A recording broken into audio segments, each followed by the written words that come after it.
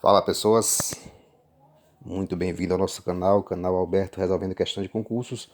Hoje trazendo uma videoaula bastante sucinta sobre um dos assuntos mais recorrentes hoje em dia, tanto para Enem como para ainda as instituições que fazem vestibular e, obviamente, para concurso público, que é muito útil esse conteúdo para concurso público. E eu quero revisar um pouquinho com vocês aqui a questão da estrutura do texto dissertativo argumentativo, que eu vou chamar aqui em alguns slides de DA, mas é dissertativo argumentativo, ok? Se você ainda não conhece nosso canal, o canal Resolvendo traz questões de concursos constantemente, traz também conteúdos de provas, aulas em vídeo, nesse formato aqui, que o pessoal chama de Dark, né?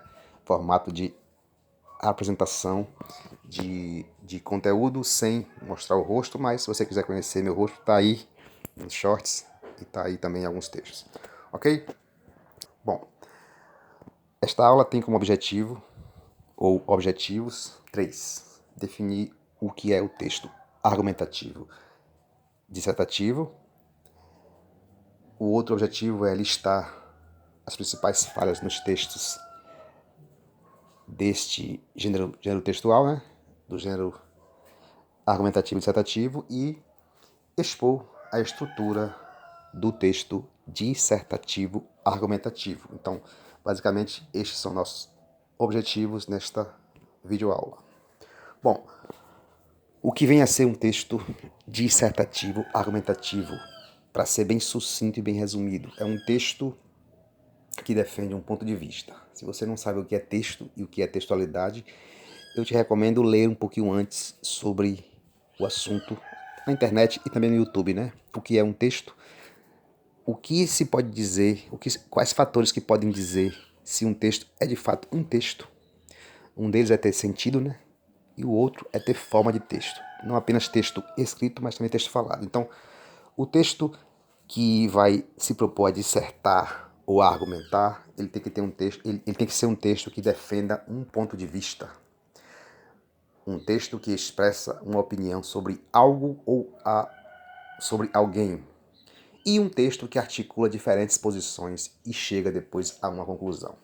Esta, basicamente, é a definição em 3 orações aí de um texto dissertativo argumentativo.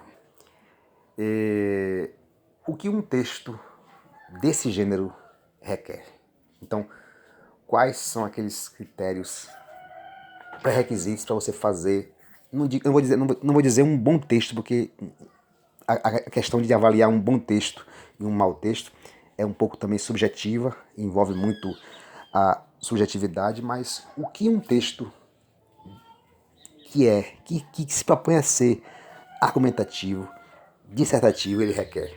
Bom, primeira coisa, bom, aqui tem tópicos que são meio repetitivos, mas vale a pena repetir. Um dos requisitos que um texto desse gênero textual requer é a ampliação de conhecimentos. Ou seja, você precisa viver constantemente buscando ampliar seus conhecimentos. Um outro aspecto aí, um outro pré-requisito para o texto dissertativo argumentativo é a apuração das questões polêmicas, ou seja, analisar os lados dessas questões, não apenas ficar num lado que você concorda, né? Como está aí no último tópico aí, não apenas leia, aprecie, absorva, assimile argumentos de que se gosta, que você gosta. E eu coloquei assim, ler, ler, ler, porque, gente, no fim das contas, para você ampliar conhecimento, para você apurar questões polêmicas, para você entender o contexto social, para você ter conhecimentos prévios, para você não apenas ler aquilo de que você gosta, você precisa ler, ler, ler, ler. Por isso que eu repeti aí 3 vezes, porque leitura é essencial. Professores de redação, eles costumam dizer, e eu também como professor de redação, costumamos dizer que não escreve bem quem não lê, quem não gosta de ler. Eu considero isso uma verdade. Não sei se é absoluta, porque não podemos aqui ficar no rol das verdades que são absolutas, né? Mas eu considero que quem não gosta de ler, quem não lê, não é nem gostar de ler, é quem não lê, não tende a não escrever bem. Essa é a lógica essencial da questão. Quem não lê tende a não escrever bem.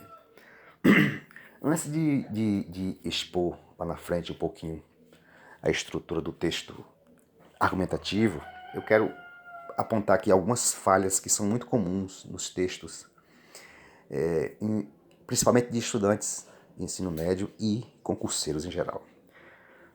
O primeiro ponto que eu observo como falha aí, com base na literatura que assimilei, é a incompreensão do tema. Muitas vezes o estudante, o concurseiro, o candidato, o pretendente a emprego que tem redação, ele não compreende o tema e vai tentar escrever sem compreender. Isso é muito comum acontecer. Às vezes o texto motivador ele achou muito extenso, muito complexo, ele também está nervoso na hora da prova. Às vezes vai fazer a prova no final do momento da duração da prova e se perde um pouco na pressa e tudo mais, e ele acaba não compreendendo bem o tema. Um outro tipo de falha, que é muito comum também em redações discursivas, argumentativas, é a cópia de trechos do texto motivador. Gente, aquele texto que vem nas provas, que costuma vir nas provas, que costuma aparecer nas provas, exemplo do Enem, de concurso e outros tipos de seleções, são textos motivadores. As bancas examinadoras, elas não gostam, não querem que você copie trechos do que está ali, porque demonstra uma certa incapacidade de desenvolver o seu raciocínio. E demonstra também outros tipos de falhas aí, né? Um outro tipo de falha muito comum, que vai aparecer muito nos textos que as bancas corrigem, é a questão da perda do hábito de manuscrever. E isso leva a uma série de coisas. Obviamente estamos no mundo da tecnologia, no mundo da era multimídia, em que cada vez mais estamos dependentes, estamos apegados, estamos afeiçoados à tecnologia, ao celular, ao notebook, ao tablet, ao computador. E estamos cada vez mais perdendo o hábito de escrever à mão. Por isso que é manuscrever. Isso gera também uma questão muito importante de se falar, que é a legibilidade. Gente, eu como professor já peguei muito texto de redação de ensino fundamental e médio praticamente ilegível. O aluno ele não se preocupa com a banca ou o professor corretor, às vezes em momento algum. Ele faz um texto dele, ele pensa que ele sabe o que ele escreveu, ele consegue ler o que ele escreveu, mas não pensa no corretor, na banca examinadora, no professor que vai corrigir. E às vezes escreve muito mal, escreve até de maneira ilegível. Não é nem só o hábito que ele tem, o pouco hábito de escrever, mas ele escreve também de maneira ilegível. Então essa é uma das falhas. Outro tipo de falha nos textos argumentativos, dissertativos em geral, são aqueles textos de origem que são originados de raciocínios de quem pouco lê e pouco escreve. Isso é muito comum também. A pessoa não tem muita bagagem cultural, intelectual, não buscou na vida inteira, às vezes, essa bagagem, esse letramento, né? Vamos dizer assim, entre aspas, esse letramento, essa bagagem cultural, esse tipo de arcabouço intelectual, não buscou na vida inteira e às vezes vai participar de uma prova, que cobre redação, e se perde toda e escreve um raciocínio bem frágil.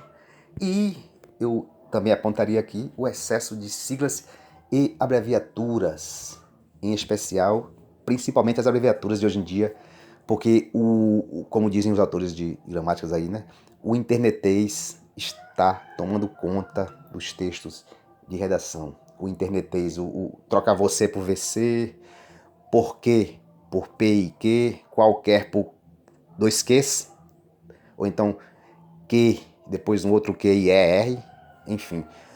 Eu também já vi hoje em dia no WhatsApp, assim, a linguagem do WhatsApp de jovem, colocando, meu Deus, apenas MDS, e pelo amor de Deus, PL, alguma coisa assim, PLMDS, alguma coisa assim. Quer dizer, os jovens, mas não só jovens, eles buscam cada vez mais abreviar. E no texto que envolve a redação discursiva e argumentativa, ainda não cabe esse tipo de coisa. Isso pode ser algum dia, algum dia aceito, não se sabe, né? A língua é dinâmica, os corretores também vão ter que evoluir, os examinadores vão ter que evoluir, mas até o momento, inclusive em redações que são do formato digital, porque já existem alguns tipos de seleções que são provas digitais, não são provas físicas, papel e caneta, ainda não se aceita. Então, tenha em mente que você tem que escrever no português padrão culto, aceito, gramaticalmente aceito, a norma padrão culta. E não se perca em abreviaturas. Obviamente, se você citou uma sigla lá antes, se você citou um órgão antes, por exemplo, você vai citar INSS, mas você vai dizer antes no texto lá, Instituto Nacional de Seguridade Social, entre aspas, entre parênteses, INSS. Aí sim você pode depois, no decorrer do texto, citar essa sigla aí, apenas sem precisar dizer o que é INSS por extenso. Mesma coisa IBGE, ONU, né? Um partido político aí, DEM, PL, o que for. Quando se usa uma sigla no texto, é preciso que essa sigla já tenha sido explicitada em algum momento do texto anterior. Em algum momento anterior do texto.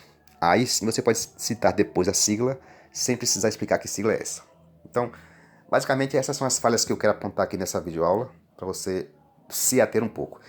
E então, partindo para o nosso tópico seguinte, que é a estrutura do texto dissertativo argumentativo, eu elaborei aqui uma pirâmide, mas não fique muito apegado aí à estrutura piramidal, não. Como se fosse a introdução, o principal, a base de tudo, e a conclusão, o fecho, o topo de tudo. Não, eu não me apeguei muito a isso, não, a essa hierarquia, não.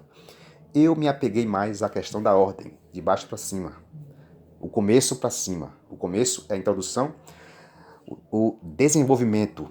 Você vai listar os argumentos, então o desenvolvimento vai ter que ter argumento.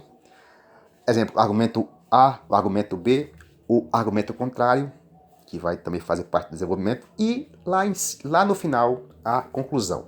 Lembre-se de que tudo isso, por padrão, costuma ser em 30 linhas, porque é o padrão, em até 30 linhas, que é o padrão, digamos assim, aceito também por provas de concurso, de vestibulares, enfim.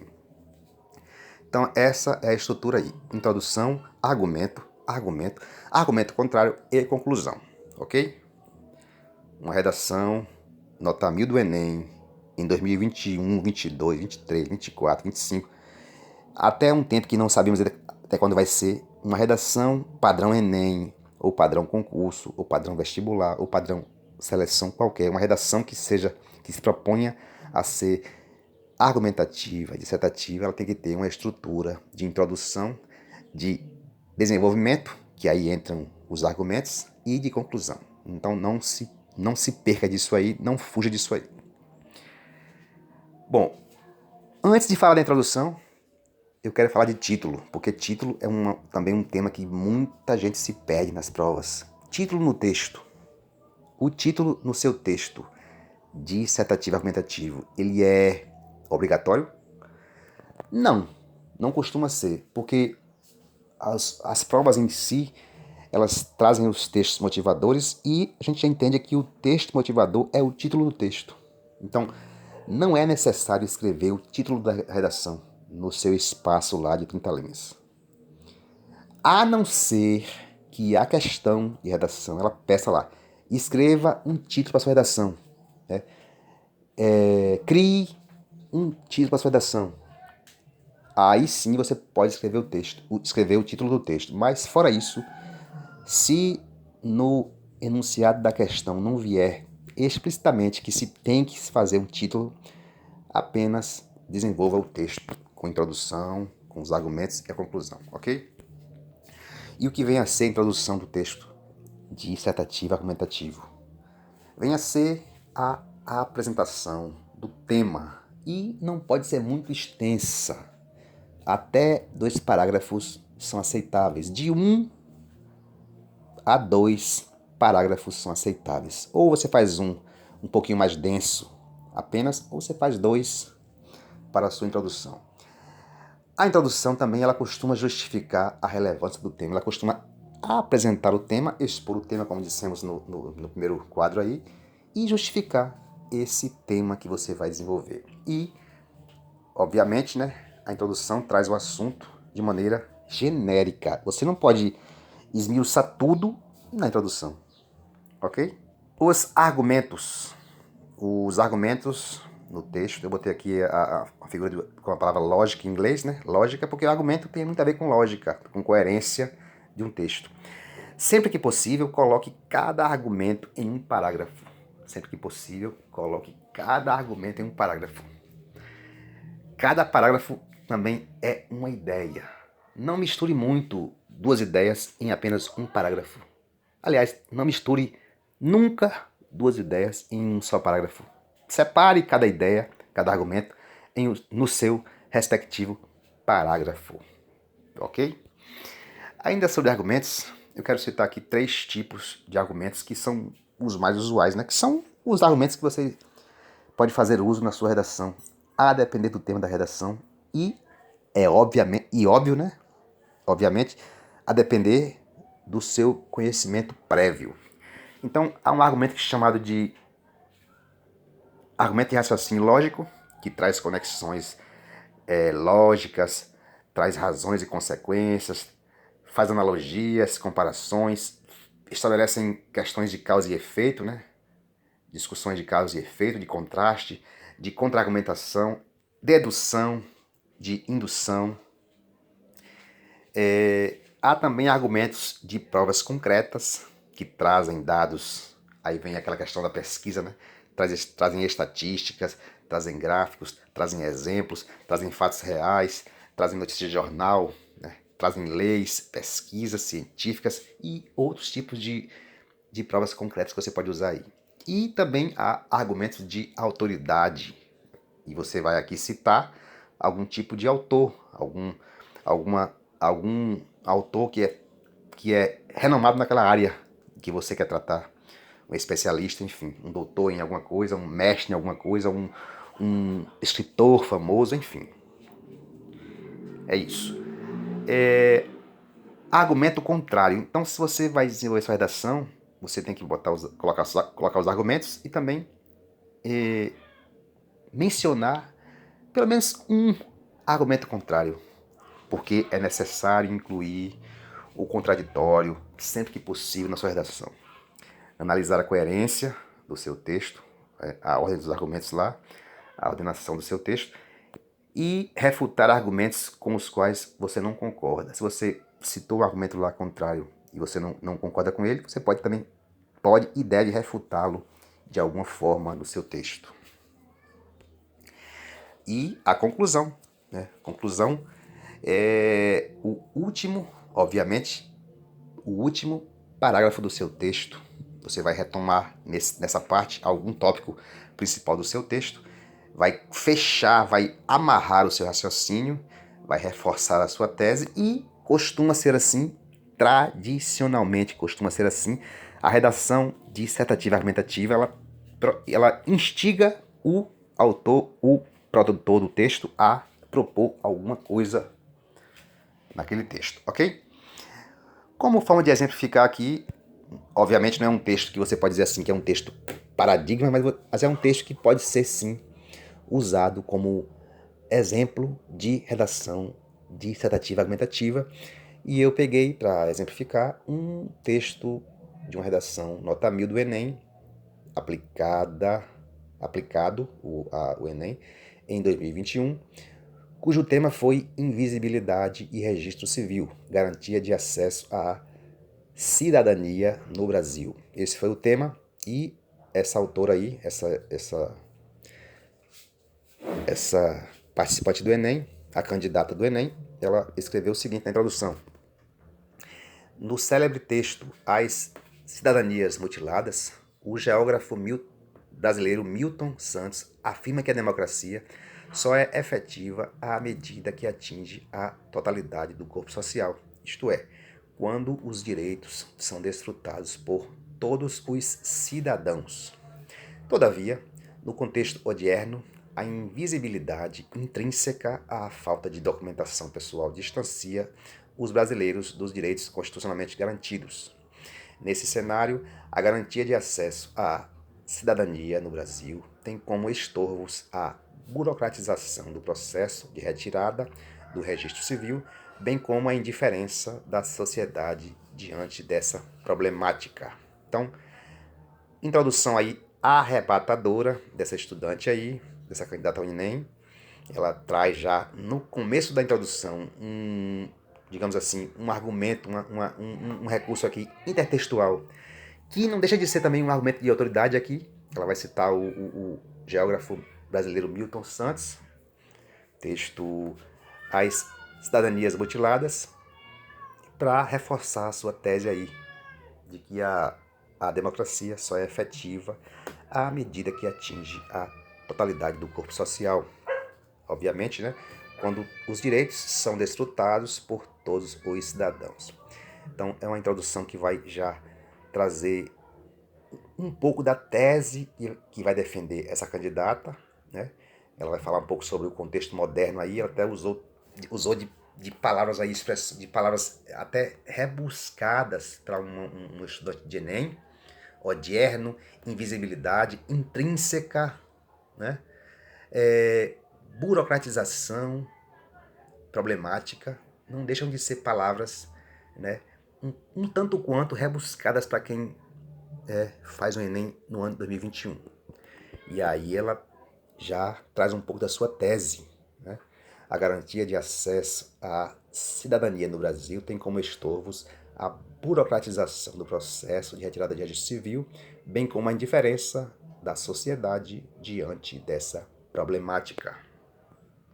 Prosseguindo esse texto de redação aí, a estudante, ela diz o seguinte, já no seu desenvolvimento, no seu argumento aí inicial. Nessa perspectiva, é importante analisar que as dificuldades relativas à retirada de documentos pessoais comprometem, dificuldades aqui no caso, né? Concorda sim, o acesso à cidadania no Brasil. Nesse sentido, ainda que a gratuidade do registro de nascimento seja assegurada pela Lei nº 9.534 da Carta Magna, os problemas associados à documentação civil ultrapassam a esfera, olha só de novo aqui, palavras rebuscadas, ó, ultrapassam a esfera financeira, haja vista que a demanda por registros civis é incompatível com a disponibilidade de vagas ofertadas pelos órgãos responsáveis, o que torna o processo lento e burocrático. Olha aí a tese dela aí, de burocratização desses processos aí.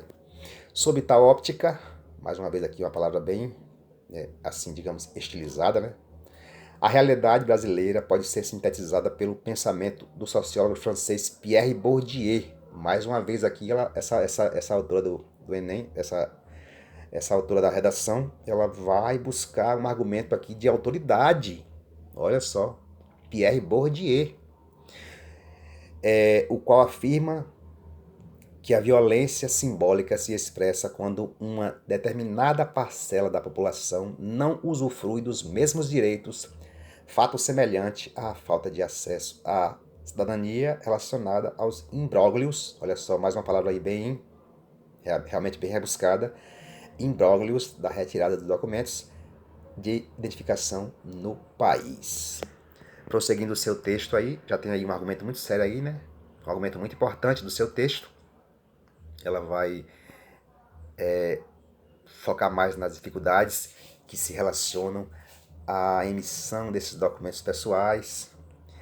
E aí, prosseguindo o seu texto, ela diz o seguinte, aí já é mais um ótimo parágrafo do texto aí, com mais argumentos.